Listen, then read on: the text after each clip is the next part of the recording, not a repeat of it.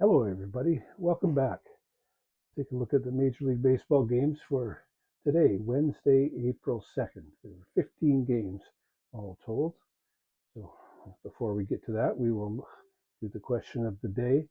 Um, this, this is probably fairly easy, but you never know. It's about cleats, and nowadays everybody wears colored cleats, red or blue or yellow and orange and all sorts of colors. Well, at one time everybody wore black, and then all of a sudden a team wore white. So the question is, which team introduced white cleats to Major League Baseball? Put your answer in the comments below and let me know, and we'll see how many people know this. It shouldn't be too hard. It did happen. Oh, I'm going to say it happened in the late 60s, early 70s. Anyway, we'll see how people do with it. So, the 15 games today. First game, lots of games this morning. First one was Texas at Cincinnati. And for the second straight game, the Rangers shut out the Reds 1-0 at home in Cincinnati. In contrast to Nathan Eovaldi's 99 pitch gem on Tuesday, the Rangers used 5 pitchers on Wednesday. Rangers starter Jack Leiter got the win, going 5 innings and giving up only 1 hit while striking out 6 batters. Luke Jackson picked up the save, his third of the season. Reds starter Hunter Greene took the loss, going 7 innings and surrendering the only run of the game. The line score, the Rangers, 1 run, 3 hits, 1 error. The Reds, no runs, 3 hits, no errors. Leiter with the win is now 2-0. Greene with the loss is 0-1, and Jackson picked up his third save of the season. The next game, Pittsburgh at Tampa Bay. I was working today cleaning windows, and so I listened to this game more so because Paul Skenes was pitching, and I like him as a pitcher. So I listened to their game, and it was a good game. And all the talk, of course, was about Skenes, and even the Tampa Bay announcers were gushing over his abilities. But the Pirates got the win. They, as I said yesterday, they've been somewhat listless, but they got Paul Skenes pitching for them today, and they won 4-2 over the Rays. Skenes picked up the win, going 7 innings, giving up 1 unearned run on 3 hits to pick up his first win of the season. Dennis Santana picked up the save. Ryan Pepio took the loss for the Rays. O'Neill Cruz went 2 for 4 for the Pirates, including his second home run of the season. Todd Frazier had 2 hits as well. Johnny DeLuca had 2 hits for the Rays. The line score for that game, Pirates 4 runs, 8 hits, 1 error. The Rays 2 runs, 4 hits, no errors. Skenes is now 1-0. Pepio is now 0-1 with the loss. And as Santana got the save, that was his first of the season. Eovaldi on Tuesday, who threw 99 pitches. Skenes in 2 less innings, mind you, threw 92, I believe they said. So that's a good outing for him. They were talking that he had thrown 85 in his first start, 92 for this one. So that's a good progression for him. He'll probably be able to go up to 100, maybe a little more. And depending on how well he pitches, he might get a complete game. You never know. The next game, Kansas City at Milwaukee. Plenty of strikeouts in this one as the Brewers defeat the Royals 3-2 in 11 innings. I didn't see this one. As I said, I was at work, but sounded like there was some excitement going on. The teams ended 9 innings, tied 1-1, remained tied 2-2 after 10, and the Brewers won in the bottom of the 11th when Bryce Terang singled to score pinch runner Oliver Dunn, running for Vinny Capra, who had singled to lead off the inning. The Royals struck out 14 times, while the Brewers fanned 16 times. Terang's hit made a winner of Jared Koenig. Sam Long took the loss. The line score, Brewers 3 runs, 8 hits, no errors. The Royals 2 runs, 4 hits, no errors.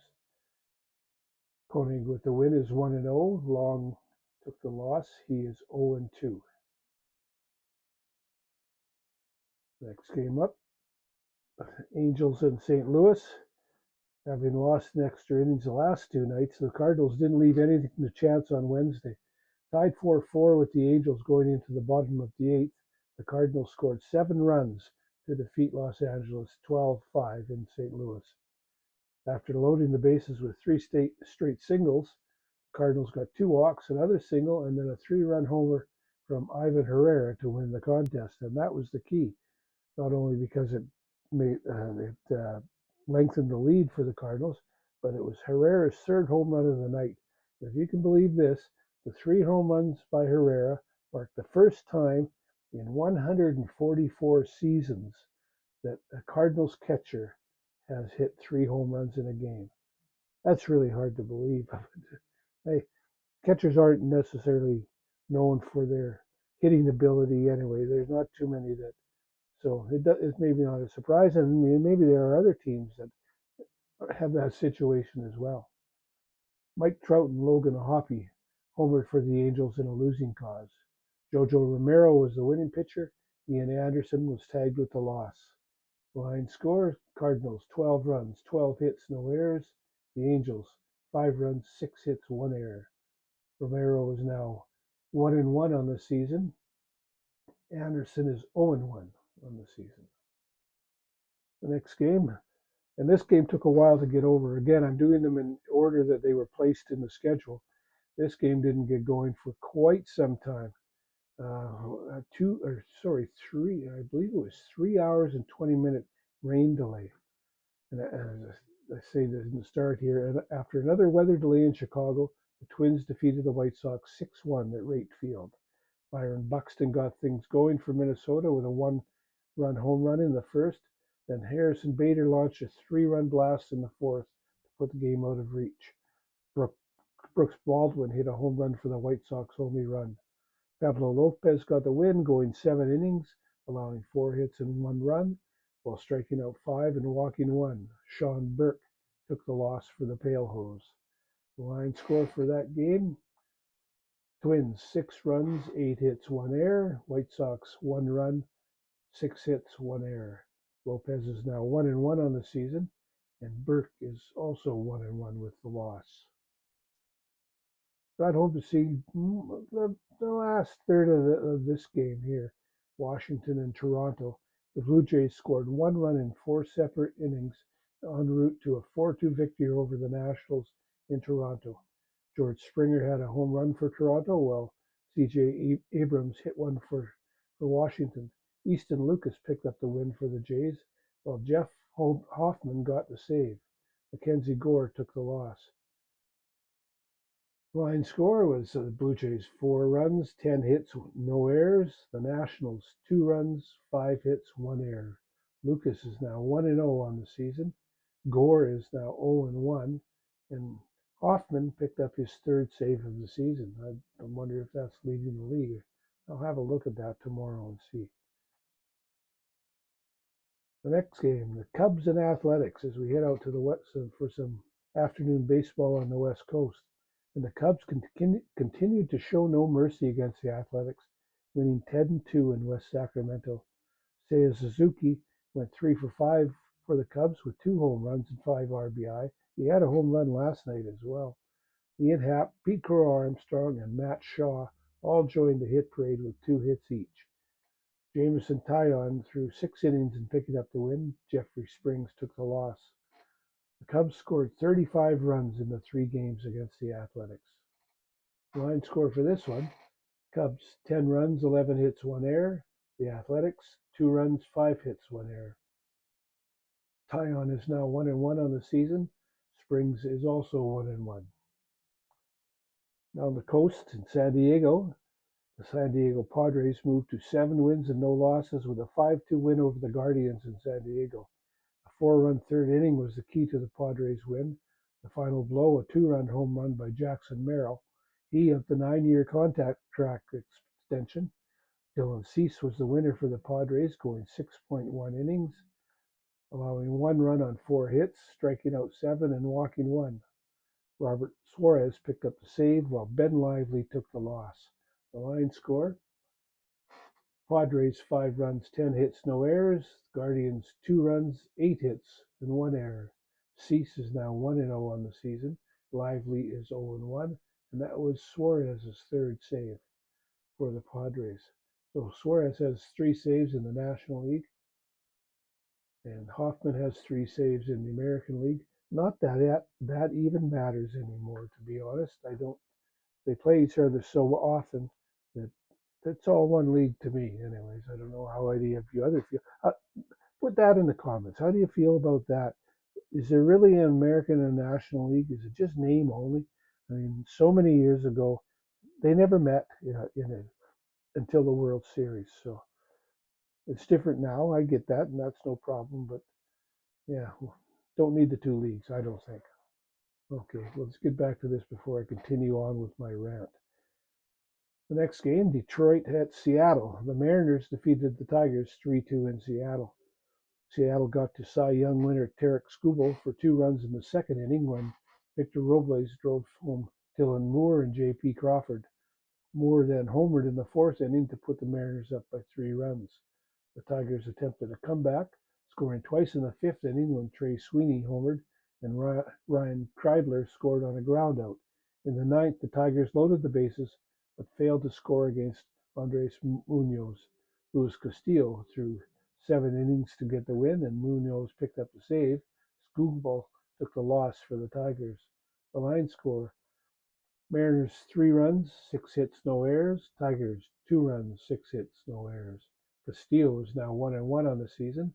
Skubal with the loss is 0-2, and Munoz picked up his third save. Next game, the Giants at Houston. The Giants swept the Astros in their 3-game series, winning 6-3 in Houston. Scoring 2 runs in the first and 3 in the second, the Giants cruised to the victory in a game where they struck out 16 times. 6 runs, but they struck out 16 times. Wilmer Flores got the Giants rolling in the first inning with a 2-run homer, his 4th of the season. Luis Matos had a homer in the Giants' 3-run second, and Lamont Wade Jr. hit one in the 8th frame. For their part, the Astros struck out 14 times. Randy Rodriguez picked up the win, coming on in relief of starter Landon Roop, who went 4 innings. Camilo Doval picked up the save. Framber Valdez took the loss for the Astros. Line score there: Giants 6 runs, 6 hits, no errors. Astros 3 runs, 7 hits, and 1 error. I guess you could almost say that was we've been getting away from it, which is good, but lots of strikeouts, lots of home runs. And that was that was a typical game from, say, 3 or 4 years ago, when it was either feast or famine for teams. The next game, because of the way the Marlins have been playing, it seems that I'm able to sit in or watch the Marlins almost every game they've played, just because you get to the 9th inning, and of course I want to watch all the games, but then they go to extra innings, as they did here. The Mets came from behind to defeat the Marlins 6-5 in 11 innings in Miami. Trailing 4-1 in the top of the 8th, the Mets got a 3-run home run from Pete Alonso to tie the game at 4-4, and after neither team could score again, the game went to extra innings. Neither team scored in the 10th inning, but the Mets tallied twice in the 11th when Jesse Winker walked with the bases loaded to drive in Juan Soto, and Alonso scored on an error. Pete Alonso's in the mix of all of this, and the Mets waited for a long time to sign him, but he's been an important piece of their puzzle lately. And so they get 2 runs there, and looking to walk off for the 4th time this season. The Marlins scored once in the bottom of the inning, but that was it for them. They couldn't get any more runs. Jose Butto got the win, and Huascar Brazoban picked up the save. Xavier Curry took the loss. The line score in that game: the Mets 6 runs, 9 hits, 1 error. Marlins 5 runs, 13 hits, and 1 error. Butto is now 1-0 on the season with the win. Curry is 0-1. Brazoban picked up, that was his first save he picked up. The next game, the Red Sox and the Orioles. The Red Sox got quality pitching and defeated the Orioles 3-0 in Baltimore. Trevor Story hit a one-run home run in the second inning, and the Sox scored two more in the fifth to solidify the win behind a strong pitching performance. Just for a second about that, that was that two-run, the two runs they scored in the fifth, the Sox. That was a two-run double by um, Rafael Devers, and that's good to see him get going because he has been struggling. Back to the game, Garrett Crochet went 8 innings to get the win, allowing no runs on 4 hits while striking out 8 and walking 1. Aroldis Chapman got the save. Zach Eflin, who pitched well for the Orioles, took the loss. And I think that's what you're going to see a lot of from the Red Sox this year. I'm high on how they're going to play. They've got some good pitching, and as long as they can keep Devers happy, and then they should be okay. So the line score for that game, the Red Sox 3 runs, 10 hits, no errors. The Orioles, no runs, 4 hits, and no errors. Crochet is 1-0 with the win. Eflin is 1-1 with the loss. That was Chapman's first save of the season. Now, so these are night games now. The Rockies and the Phillies up next. The Phillies continue their fine play with a 5-1 win over the Rockies in Philadelphia. I guess that wasn't maybe an early afternoon game. As I say, the Phillies won 5-1. Leading 3-1, the Phillies scored twice in the eighth to put the game out of reach. Trey Turner was 3 for 5 with an RBI, while Edmundo Sosa continued his great start, going 3 for 4 with 2 RBI. Hunter Goodman hit his second home run of the season for the Rockies' only run. Zach Wheeler went 7 innings to pick up the win, striking out 10 batters while allowing 1 run on 3 hits. Kyle Freeland took the loss. The line score, the Phillies 5 runs, 12 hits, no errors. The Rockies 1 run, 4 hits, 1 error. Wheeler with the win is 1-0 on the season. Freeland is 0-1 on the season with the loss. The next game, and this was a good game too. There wasn't much going on by the time we got to these games. I think by the time we got near the end of the Arizona Yankees game, there was just 2 games being played, just so many day games today. But for the second night in a row, the Diamondbacks defeated the Yankees in New York, this time 4-3. The win was not without some anxious moments for Arizona, though. After scoring twice in the first inning on a Lourdes Gurriel Jr. home run and twice more in the second frame, the Diamondbacks went into the bottom of the ninth, leading 4-0. And that is where it got exciting. After Cody Bellinger and Aaron Judge singled for the Yankees, Jazz Chisholm flew out to the right fielder, a fairly deep hit, but it stayed in the park for an out. But then Anthony Volpe hit a home run to bring the Yankees back to within 1 run at 4-3. But then closer A.J. Puck got Austin Wells to pop out to the catcher and Jason Dominguez to strike out, and the game was over. Zach Gallen picked up the win for the Diamondbacks, and Puck got the save. Carlos Rodon was saddled with the loss. The line score for that game, the D-backs 4 runs, 3 hits, and no errors. The Yankees 3 runs, 6 hits, and no errors. Gallen is now 1-1. Rodon is now 1-1, and that was Puck's second save of the season. In the final game of the day, and heartbreak for the Braves, as the Dodgers beat them 6-5 on a 1-run walk-off home run by Shohei Ohtani in the bottom of the ninth in Los Angeles. Trailing 5-0 after an inning and a half, the Dodgers scored 2 runs in the second, another in the fourth, 2 more runs in the eighth inning, and then finally Ohtani's winning blow in the ninth to improve their record to 8-0 on the season. The Braves have dropped to 0-7. The long ball was prevalent all night long for Los Angeles. Tommy Edman hit a 2-run home run in the second. Michael Conforto had a bases empty blast in the fourth to go along with Ohtani's game winner. Jack Dreyer picked up the win for the Dodgers. Raisel Iglesias took the loss. The line score, the Dodgers 6 runs, 9 hits, and 3 errors. The Braves 5 runs, 8 hits, and 1 error.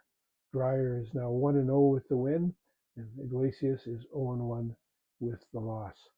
So just want to go back and talk a bit about that. The Dodgers are now 8-0. The Padres are 7-0, the only two remaining undefeated teams, and the Braves are the only winless team at 0-7. This is where you can say, well, what a strength of schedule. I just mentioned the two teams that haven't lost yet. Well, that's who the Braves have played. So I think the Braves are better than 0-7. In fact, I think they'll be right up near the top in the Eastern Division of the National League by season's end. There's one other thing I wanted to talk about. Um, that rain delay in Chicago. That's the second rain delay, or maybe the third rain delay they've had so far this season. And it seems to me in the last few years, and gee, I can't say exactly when because I don't even remember what I had for breakfast, but there has been a lot of rain in the Midwest at the start of the season. I know, and it's not necessarily rainouts, although there have been some rainouts, but rain delays, which can play havoc with plane schedules and everything, I guess. But so what do you do? You know, there's been, if you look at the schedule today, there was a game in Cincinnati. That's fine. Well, you know, they could have rain as well. Tampa Bay, probably not going to rain. Milwaukee has a roof. St. Louis, yeah, maybe some rain there too. Chicago, Toronto has a roof. The Athletics in Sacramento, they're fine. San Diego, there's not going to be too much rain. Seattle, a roof. Houston, a roof. Miami, well, the weather's good there at this time of year. Baltimore, it's not bad there. I don't think it's you're heading, that's not the south, but it's not the north either. It's kind of in between. So the weather's pretty decent at this time of year there. Philadelphia, you could get some rain, I suppose. The Yankees as well, but they're playing there. And in Los Angeles, yeah, does it ever rain there? I guess it has, but maybe one rain out in their history. But so Chicago, well, why do they play in Chicago then? Well, there's two teams there, and there's only so much time. I think it would be really hard to have both teams gone from Chicago at this time of year, just for the scheduling. The schedule's just too tight. So you've got to have one team home, and that's too bad. That case in point, the Yankees are at home, and the Mets aren't. So that's two teams in the city. The Angels are on the road, and the Dodgers are at home. Not that that's a big deal, but uh, that's more about drawing fans away from one or the other. Although I don't know how many people go to all the Dodger games and all the Angel games. Probably not a heck of a lot. So that's it. Tomorrow, 5 games. That's a light day, a getaway day today. That's why there was a lot of day games. So teams going to other places or going home, like the Pirates, for instance, they've been in Florida since the middle of February for spring training, and they stayed there playing Miami to open the season, and then Tampa Bay, and now they're headed home finally. It must be. Well, I guess it's okay you're in Florida, but gee, you got to get home when you've been away for, gee, what would that be? That's close to 2 months or so. Yeah, well, it's 6 weeks. So it's been a while though. It's been a while. So yeah, 5 games tomorrow, yeah, on the schedule. So lastly, the question of the day. Have you figured that one out? Who was the first one to wear? Oh, the light just went out. That's okay. You should still be able to see me. Okay. Um, who was the first team to wear white cleats? That was the Oakland Athletics. As I said, probably around 1970, something like that. Maybe somewhere. Well, they came to Oakland in '67, and sometime around there, there was white cleats, and I can remember wanting to do that. I just thought that was great. But I wish I could talk more about it because it's kind of an interesting story. But the light's out, so that's the end of today's video. So if you haven't done so already, please hit like and subscribe. I appreciate your support. I will talk to you again soon.